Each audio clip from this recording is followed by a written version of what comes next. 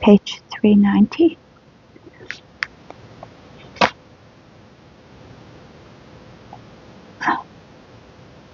What the engineers had seen first in the October coup d'etat was ruin, and for 3 years there had truly been ruin and nothing else. Beyond that, they had seen the loss of even most elementary freedoms, and these freedoms never returned. How then could engineers not have wanted a democratic republic? How could engineers accept the dictatorship of the workers, the dictatorship of their subordinates in industry, so little skilled or trained, and comprehending neither the physical nor the economic laws of production, but now occupying the top positions from which they supervised the engineers? Why shouldn't the engineers have considered it more natural for the structure of society to be headed by those who could intelligently direct its activity, and accepting only the question of the moral leadership of society? Is not this precisely where all social cybernetics is leading today? Is it not true that professional politicians are boils on the neck of society that prevent it from turning its head and moving its arms? And why shouldn't engineers have political views? After all, politics is not even a science, but it is an empirical area, not susceptible to description by any mathematical apparatus. Furthermore, it is an area subject to human egotism and blind passion. Even in the trial, Charnovsky speaks out, quote, "Politics must nonetheless be guided to some degree by findings of technology," unquote. Wild pressures of war, communism could only sicken the engineers. The engineer cannot participate in irrationality, and until 1920, the majority of them did nothing, even though they were barbarically impoverished. When NEP, the new economic policy, got underway, the engineers willingly went back to work. They accepted NEP as an indication that the government had come to its senses. But alas, conditions were not what they had been. The engineers were looked at on as socially suspicious element that did not even have the right to provide an education for its own children. Engineers were paid immeasurably low salaries in proportion to their contribution or production. But while their superiors demanded successes in production from them and discipline, they were deprived of the authority to impose this discipline.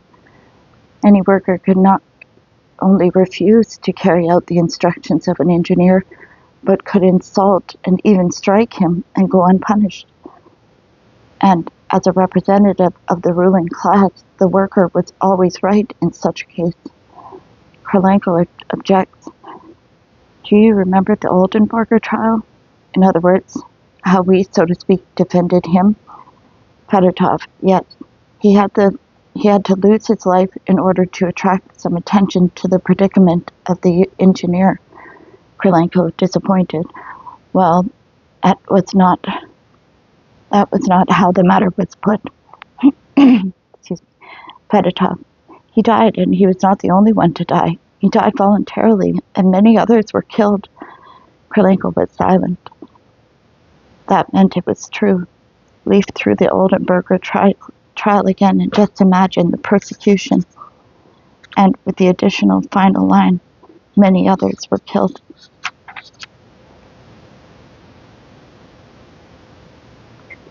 So it was that the engineer was to blame for everything, even when he had done nothing wrong. But if he actually had made a real mistake, and after all he was a human being, he would be torn to pieces unless his colleagues could manage to cover things up. For would they value honesty? So the engineers were there forced at times to lie to the party leadership to restore their authority and prestige. The engineers really had to unite among themselves and help each other out. They were all in danger. But they didn't need any kind of conference, any membership cards to achieve such unity. Like every kind of mutual understanding between intelligent and clear-thinking people, it was attained by a few quiet, even accidental words. No kind of voting was called for. Only narrow minds need solutions, and the party stick. And this was something Stalin could never understand, nor could the interrogators, nor their whole crowd. They had never had any experience of human relationships of that kind. They had never seen anything like that in the party history. In any case, that sort of unity had long existed among Russian engineers. In their big illiterate nation of petty tyrants, it had already been tested for several decades. But now, a new government had discovered it and become alarmed. Then came 1927, and the rationality of the NEP period went up in smoke, and it turned out that the NEP was merely a cynical deceit. Extravagantly unrealistic projections of a super-industrial forward leap had been announced. Impossible plans, impossible plans and tasks had been assigned. In those conditions, what was there for the collective engineering intelligence to do? The engineering leadership of the State Planning Commission and the Supreme Council of the Economy to submit to insanity, to stay on the sidelines. It would have cost them nothing. One can write any figures one pleases on a piece of paper, but our comrades, our colleagues in actual production, will not be able to fulfill these assignments. And that meant it was necessary to try to introduce some moderation into these plans, to bring them under the control of reason, to eliminate entirely the most outrageous assignments, to create, so to speak, their own state planning commission of engineers in order to correct the stupidities of the leaders. And the most amusing thing was that this was in their interest, the interest of the leaders too, and in the interest of all industry and of all people, since ruinous decisions could be avoided and squandered scattered millions could be picked up from the ground to defend quality, the heart of technology, amid the general uproar about quantity, planning and overplanning, and to indoctrinate students with this spirit. That's what it was, the thin, delicate fabric of the truth. That's what it really was. But to utter such thoughts aloud in 1930 meant being shot. And yet it was still too little and too invisible to arouse the wrath of the mob. It was therefore necessary to reprocess the silent and redeeming collusion of the engineers into crude wrecking and intervention. But in the picture they substituted, we nonetheless caught a fleshless and fruitless vision of the truth. The work of the stage director began to fall apart. Fedotov had already blurted out something about sleepless nights during the 8 months of his imprisonment, and about some important official of the GPU who had recently shaken his hand. So there must have been a deal. You play your role, the GPU will carry out its promises. And even the witnesses, though their role was incomparably less important, began to get confused. Krylenko, did you participate in this group? Witness, Karpatenko, 2 or 3 times when questions of intervention were being considered. And that was just what was needed. Krylenko, go on. Karpatenko, other than that, nothing is known. Krylenko urges him on, tries to give him his cue again. Karpatenko, stupidly, other than intervention, nothing is known to me. Then, when there was actual confrontation with Kupriyanov, the facts no longer jibed. Krylenko got angry and he shouted at inept prisoners. Then you just have to fix things so you come up with the same answers. And in the recess, behind the scenes, everything was once more brought up to snuff. All the defendants were once again nervously awaiting their cues, and Krylenko prompted all 8 of them at once.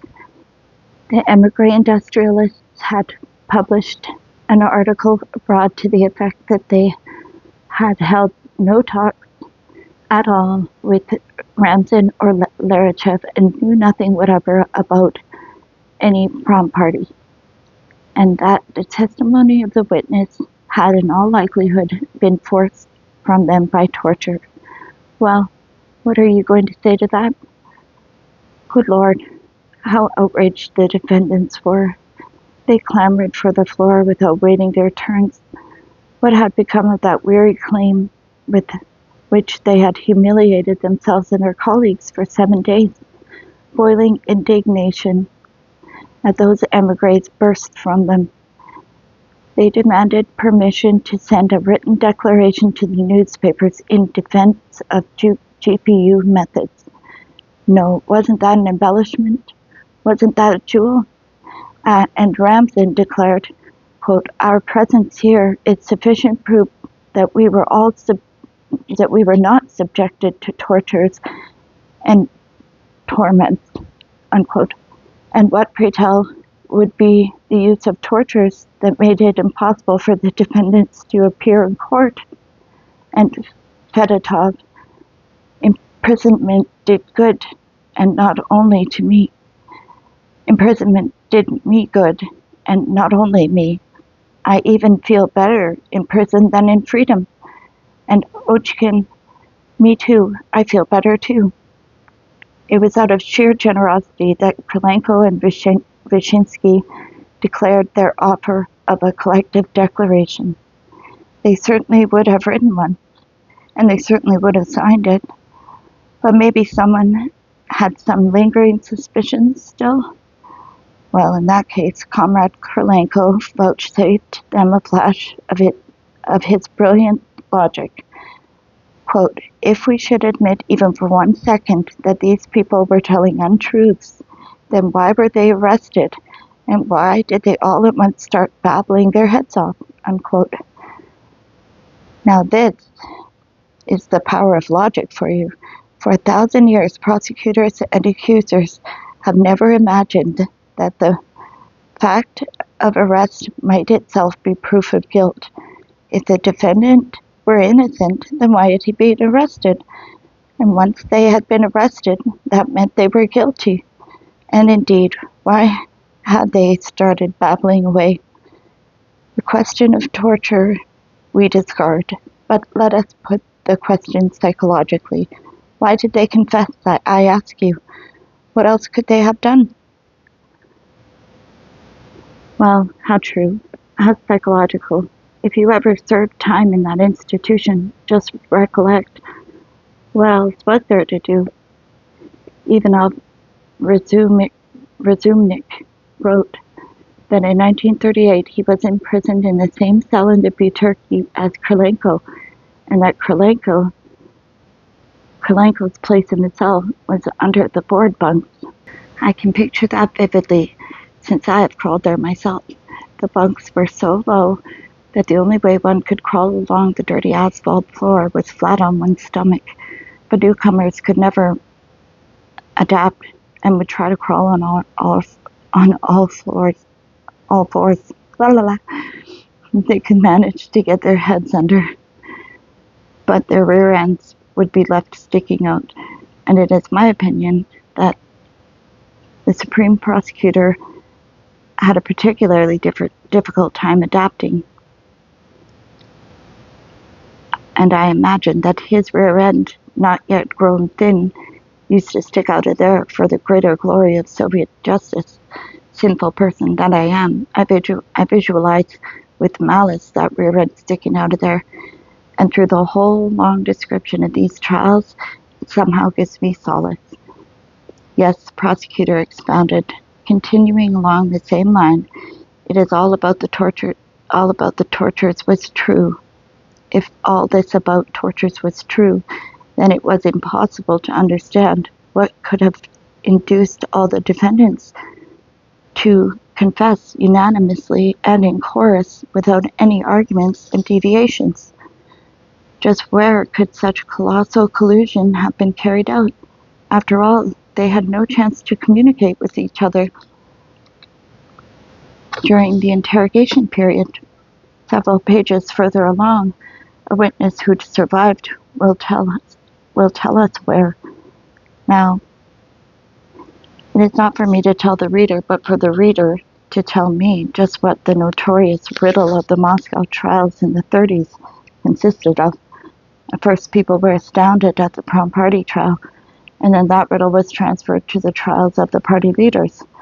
After all, they didn't put on trial in open court the 2,000 who had been dragged into it, or even 200 or 300, but only 8 people. It is not as hard as all that to direct a chorus of 8. And as for his choices, Krylenko was. Chinsky had not been broken. Krylenko was free to choose from thousands over a period of 2 years. Palchinsky had not been broken, but had been shot, and posthumously named the leader of the Prom Party, which is what he was called in the testimony, even though no word of it survived. Sad.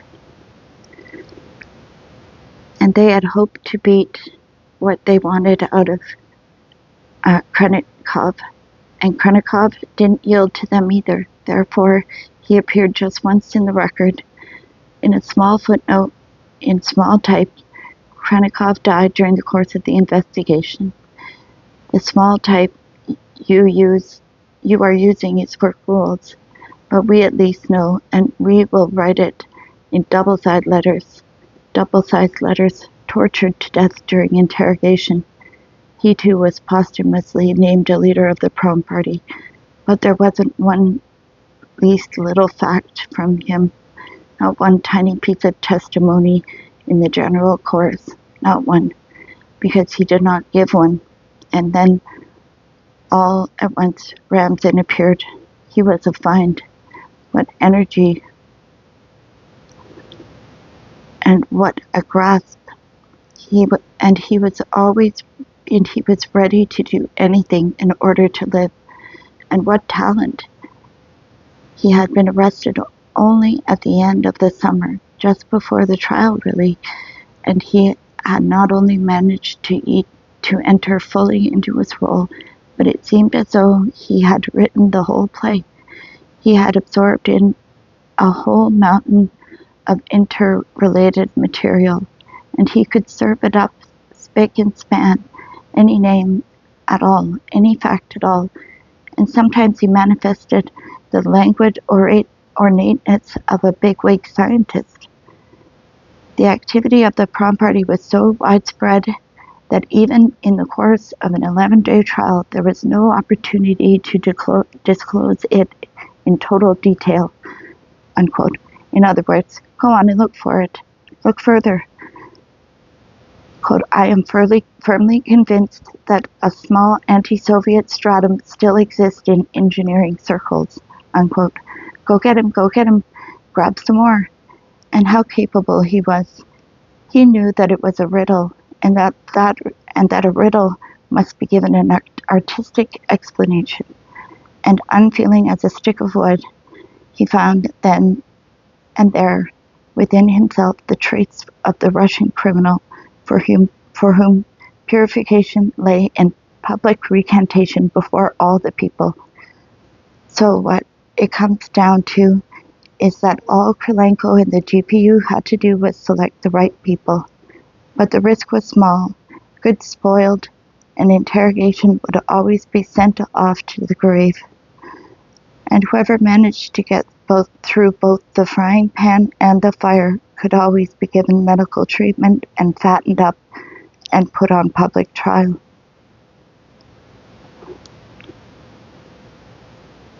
So then, where is the riddle? How they were worked over? Very simply, do you want to live? And even those who don't care about themselves care about their children and grandchildren? Do you understand that it takes absolutely no effort to have you shot without you ever leaving the courtyards of the GPU? And there's no doubt whatever about that. Whoever hadn't yet learned it would be given a course in being ground down by the Lubyanka. But it is useful, both for you and for us, to have you act out a certain drama, the text for which you, as specialists, are going to write yourselves. And we, as prosecutors, are going to learn by heart. And we will try to remember the technical terms. Krylenko sometimes made mistakes during the trial. He said freight car axle instead of locomotive axle. It will be unpleasant to perform, and you will feel ashamed, but you just have to suffer through it. After all, it is better to live, and what assurance have we that you won't shoot us afterward? Why should we take vengeance on you? You are excellent specialists, and you have not committed any crimes, and we value you. Look at how many wrecking trials there have been. You'll see that no one who has behaved has been shot. Mercy for the defendants who cooperated in a trial was the most important prerequisite for the success of the next, and hope was transmitted via this chain right up to Zinoviev and Kamenev themselves. But the understanding is that you have to carry out all our conditions to the very last. The trial must work for the good of the socialist society, and the defendants would fulfill all conditions. Thus, they served up all the subtlety of engineers' intellectual opposition as dirty wrecking on a level low enough to be comprehensible to the last illiterate in the country. But they had not yet descended to the level of ground glass in the food of the workers. Prosecutors had not yet thought that one up. A further theme was ideological motivation. Had they begun to wreck? It was a result of a hostile motivation, and now they jointly collaborated in confessing? It was once again the result of ideological motivation, for they had been converted in prison by the blazing blast furnace face of the third year of the 5-year plan. Although in their last words they begged for their lives, that wasn't the main thing for them. Fedotov, there is no forgiveness for us. The prosecutor is right.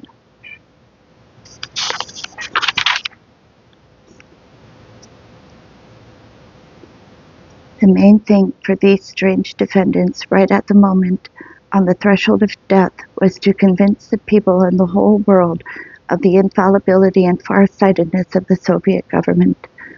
Ramzan in particular glorified the revolutionary consciousness of the proletarian masses and their leaders, who had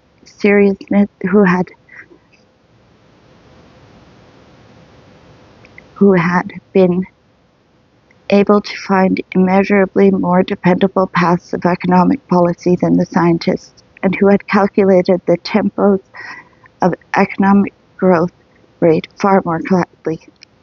And then I had come to understand it was necessary to make a jump. I had a jump ahead. And that it was necessary to make a leap forward. That it was necessary to capture by storm, etc., etc. And Larachev declared, the Soviet Union is invincible against the weakening capitalist world. And Kalinikov, the dictatorship of the proletariat is an inevitable necessity, and further, the interests of the people and the interests of the Soviet government merge into one purposeful whole. Yes, and in addition, in the countryside, the general line of the party, the destruction of the kulaks, is correct. They had time, while awaiting execution, to deliver themselves of judgments about everything, and the reopening and the repenting intellectuals had enough voice for such prophecy at this time. In proportion to the development of society, individual life is going to be much more circumscribed. Collective will is the highest form. This was what, with 8-horse traction, all the goals of the trial were attained. 1. All the shortages in the country, including famine, cold, lack of clothing, chaos, and obvious stupidities, were blamed on the engineer workers. 2. The people were terrified by the threat of imminent intervention from abroad and therefore prepared for new sacrifices. 3. Leftist circles in the West were warned of the intrigues of their governments. 4. The solidarity of engineers was destroyed. All in the intelligentsia was given a good scare and left divided within itself, and so that there should be no doubt about it, the purpose of the trial was once more clearly proclaimed by Ramzin. I would like to see that, in consequence of the present trial of the Prom Party, the dark and shameful past of the entire intelligentsia will be buried once and for all. Unquote. Larachev joined in, quote, "This caste must be destroyed. There is not and there cannot be loyalty among engineers," unquote. And Ochkin too, "The intelligentsia, quote, is some kind of mush. As the state accuser has said, it has no backbone and it constitutes unconditional spinelessness. How immeasurably superior is the sensitivity of the proletariat," unquote. So now, just why should such diligent collaborators be shot? And that was the way the history of our intelligentsia had been written for decades. From the anathema of 1920, the reader will remember not the brains of the nation, but shit and the ally of the black generals and the hired agent of imperialism, right up to the anathema of 1930. So should anyone be surprised that the word intelligentsia got established here in Russia as a term of abuse? That is how the public trials were manufactured. Stalin's searching mind had once and for all attained its ideal. Those blunderheads, Hitler and Goebbels, would come to envy it and rush into their shameful failure with the burning of the Reichstag. The standard had been set, and now it could be retained perennially and performed over again every season, according to the wishes of the chief prosecutor. And in fact, the chief wanted another 3 months. Within 3 months, the rehearsal time was very short, but that was all right. Come and see the show, only in our theater, a premiere. We'll take a break before we discuss the case of the Mensheviks. Thank you for listening. Have a good night.